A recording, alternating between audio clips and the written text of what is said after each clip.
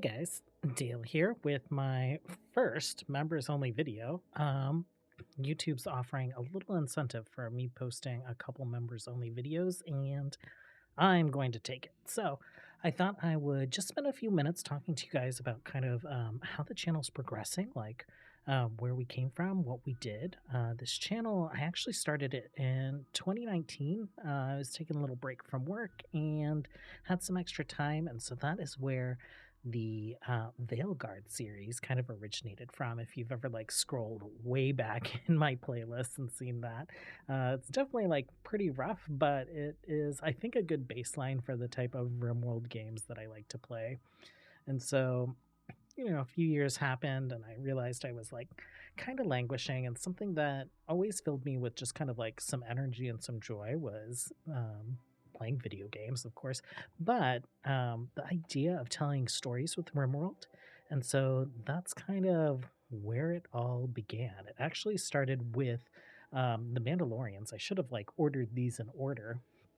It was the not my first personal Star Wars playthrough, but the first Star Wars story that we posted on the channel. The first story we posted on the channel since I came back, and uh, it did a lot better than anything that I ever put on YouTube before. So it kind of energized me and filled me with some excitement. I followed that up pretty immediately with Return of the Sith. And that story was even more popular than The Mandalorian. So, kind of like part of my thought process was like, are people just into it because it's Star Wars, or are they into it um, because they're having fun with me, right? And so I decided to do something completely different. We did Viking Wolf, a medieval playthrough with werewolves. All our colonists were werewolves. It was a lot of fun. I really liked the base design for that series. It is still like one of my top favorites. It's a huge Viking circle fort on a peninsula map. Um, and I was hilariously bad at like managing our werewolf transformations. I think our colonists killed each other as werewolves accidentally due to my poor management. Then we lost to any raids or any rabid werewolves or any other kind of event that happened. And then I think we did Project Lita, followed up by Deserters, which is the third installment in kind of our Star Wars Renegade saga.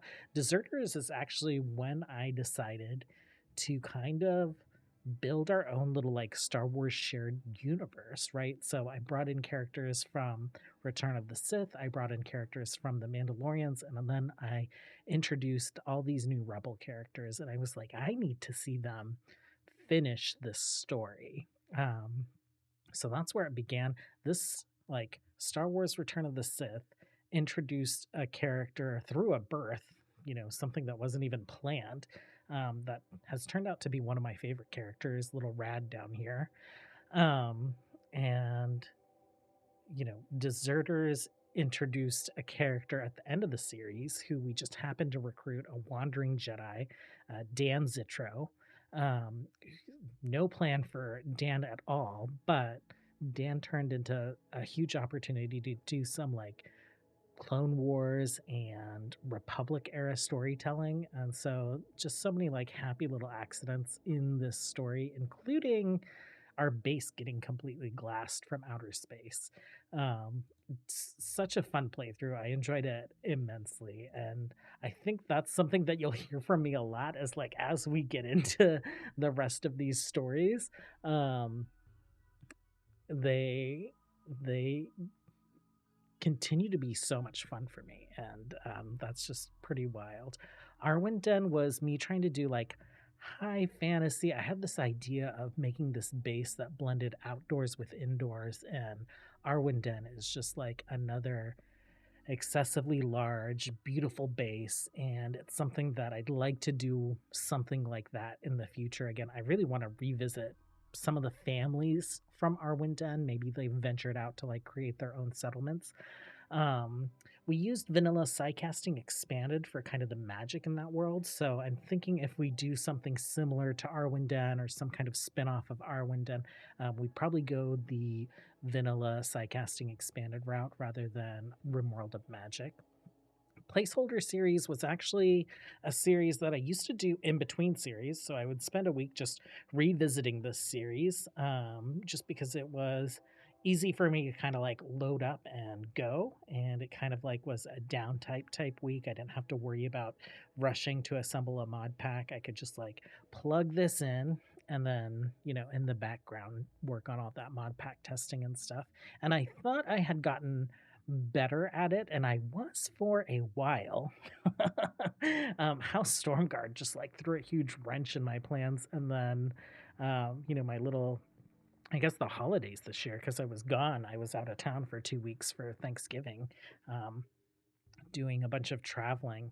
Um, it felt like it delayed Revenants of Thalnor. So this is something, I don't know. Let me get my guys know what you think. If you would like to see kind of like a persistent series that we do for a week at a time, just kind of as like a little break in between series, maybe I'll put a poll up because that is, I know people have requested placeholder series come back. I don't think I would bring that series back directly, but some kind of follow up for it. Shatterpoint was me trying out Winston Waves for the first time. It was a lot of fun. We brought in characters from all these different series that we did in 2023. And so it was cool to see them all in some place. It feels very like non canon to any of their stories, but it was just like a neat little story that we were able to tell. And then this year has just like been a pretty wild ride. We opened up with Clones versus Droids, which ended up being like a prequel or origin story for Dan Zitro. Seeing him as like a young Jedi Padawan was pretty fun. Finally playing with the clones from the Outer Rim series was like pretty cool as well. And I feel like we got to tell a Clone Wars story that actually could have happened. So that felt really good to kind of like add to the Star Wars collections here. Tribals expanded. I had huge grand plans for this of taking this all the way through the various areas. So, like tribal, medieval, industrial, and then spacer, all with the same colony. But then RimWorld 1.5 dropped and kind of like hosed so many things. There's so much about this save file that I could spend the rest of my life trying to fix and still not get a workable game out of it. So I want to do an Eras series, or maybe a four series through the eras, kind of in the vein of Tribals Expanded. But I need to brainstorm on that a little bit, and I need to do it maybe not right after, but maybe the second series after the next RimWorld update happens. That way we have time to kind of like just tell that whole story. Insectors I had so much more fun with than I thought I would. And there's so many updates to it now, as well as integrations with the Insectoids 2 mods. So this is something that I would like to retell. I think a completely different story. I think my plan is actually to bring Reyna into a story about that. So Bloodborne Anomaly was our first Anomaly playthrough, and Reyna is a character that I've become pretty fond of. I'm not very good at playing bad guys. She's definitely a bad guy, and so I think maybe she is a place where I can kind of like test out doing some bad guy runs. Um, and so we do have an upcoming series planned for Reyna, Anomaly Deathsmith. We didn't really lean in too much into any of the Anomaly technologies.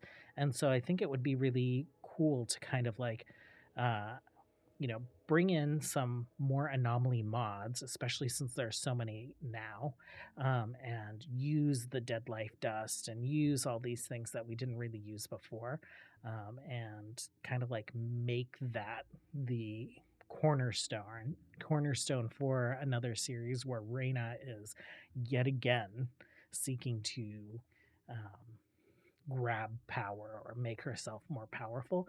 I think she could do that in a story that we were telling about genetic manipulation and, taking control of various hives around the Insectoids 2 mods. So I'm thinking like a third installment centered around Reyna after the Deathsmith series would have something to do with Reyna trying to take control of all these insect hives and maybe start genetically modifying herself with insectoid genes, right? She has received these dark um, archotech powers. She has mastered death itself. What can she do to kind of like continue to enhance herself? Jedi Survivors was a series that I was like really hesitant about when I was like planning it. I did want to um, tell another story with Dan Zitro and with Ara Kiri. Like during Clones versus Droids, I tried to have Ara Kiri really just kind of like in the background. She had like her own little B storyline. She was just kind of like doing things at the base. She wasn't really going out and fighting. She wasn't a huge focus, but she had a romantic relationship. She was building this cloning facility in secret. She had like a secret love child that she gave up to the Mandalorians, who turned out to be one of these Mandalorians.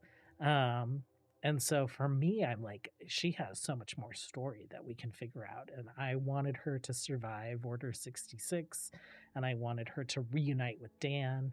And I'm not sure if we'll bring her back again. I'm not sure how we would fit her into these stories that are so much more in the future. But she has also become like one of my favorite characters. Uh, Star Wars: The Hutt Cartel was interesting. Like I think a viewer had actually requested me to do some kind of like Tatooine Hutt playthrough, and we had some discussions back and forth about like what that would look like and how we would approach it. And I thought it was like a fun idea. I wasn't sure how the story would fit into any of the rest of the Star Wars stories, so I thought, oh, this will just be a one-off. But I get too attached to my characters. So we did bring Pantha back for Jedi Survivors, which was pretty cool. And we got to see Durgo and some of the other folks, in a little comic that I made.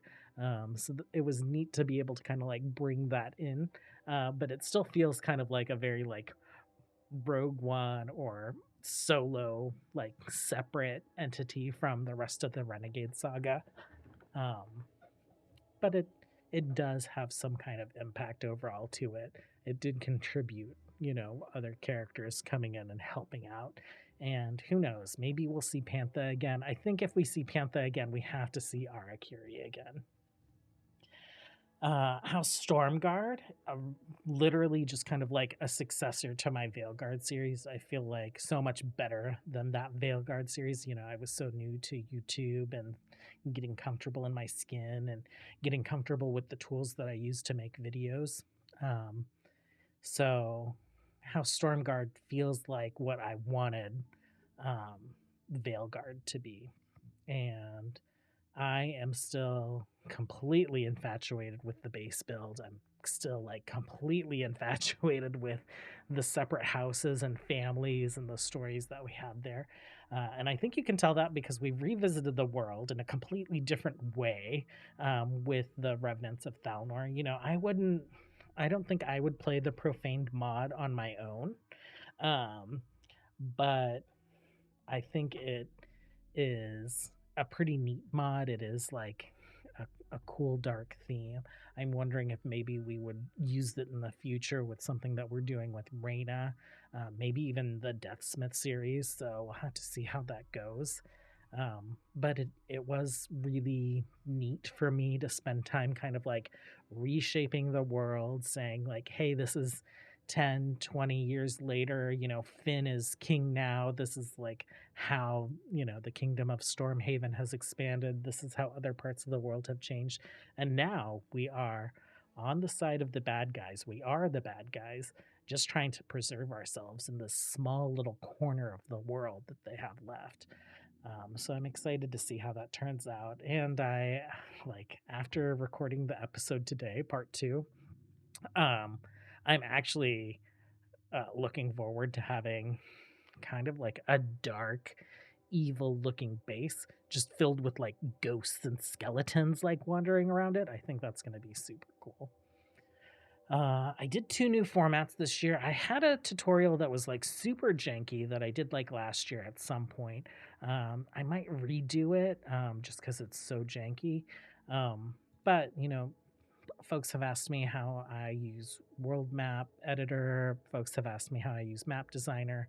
And so I figure anytime I'm doing some of these quick little things that just kind of like add that just like nice finishing touch to the flavor of a world or a story that you're trying to play in RimWorld, like, yeah, I'll share that knowledge with you guys. I'll take a moment to record that and put it up. And it's maybe it won't be the most efficient way. Maybe it'll be like a pretty gnarly way. It'll be the way that I know how to do and works for me. And hopefully, some of the things that I show you guys are things that you guys will be able to take into your own playthroughs and really just kind of like put that cherry on top for those playthroughs that you have. I've been really excited about the Blueprint series. It is cool just to kind of like load up a few mods and pick a theme and design a starship or design a medieval village. Um, and I say just load up a few mods and just design, like, I sit here for days in front of my computer, just kind of like sketching things out and planning things. And, um, you know, I know that that's a lot of work. I know that I spend so much of, my first few hours of a playthrough, or even like the first few evenings that I have a playthrough put together, just designing. And my goal with that series is to give you guys blueprints that you can just like kind of plug and play, to give you guys blueprints that you can use as a base, as kind of like the baseline for your design. So maybe you're not going to use that entire blueprint, but maybe you're going to like mash it up with other blueprints, or maybe you'll take that and iterate on it, and it'll save you guys some time. And so that's what I'm hoping the blueprint series is used for. And it is fun just to be able to just kind of like play at being creative, um, instead of having to tell an entire story in an entire world. I thought I would give like an update for like what's upcoming. So I think in this new year, um, two things that are kind of like forefront of my mind is potentially the two-part conclusion to our Star Wars Renegade saga. So we'll revisit the Sith, who are like the ultimate antagonists of this saga, and then we'll bring the crew back together. We'll bring at least this crew back together. Maybe we'll have a cameo from Ara. Maybe we'll have a cameo from Pantha or Durgo. Um, or, if I look at timelines and things, maybe it'll just be a droid, because they're not around. But, the plan is more original IP stories. So more stories that I've just kind of made up, worlds that I've built, maybe more stories in Thalnor, more stories in Arwindon. I would like to do more stories with Viking Wolf, right? More familiar IP stories. So I know the Mass Effect mod is going through some big updates right now. Hasn't been posted for 1.5 yet. I think you can find it on GitHub for 1.5. But I'm curious to see what that looks like and to do another Mass Effect story. Uh, I am kind of starting to put together, an outline, a framework for a novelization for the world of House Stormguard. So if that's something that you're interested in, like, let me know, uh, because right now it's just kind of like me writing short stories for myself. But if it is something that has broader appeal, it's something that I would like to share, whether that's on GitHub or Patreon or actually like publishing something.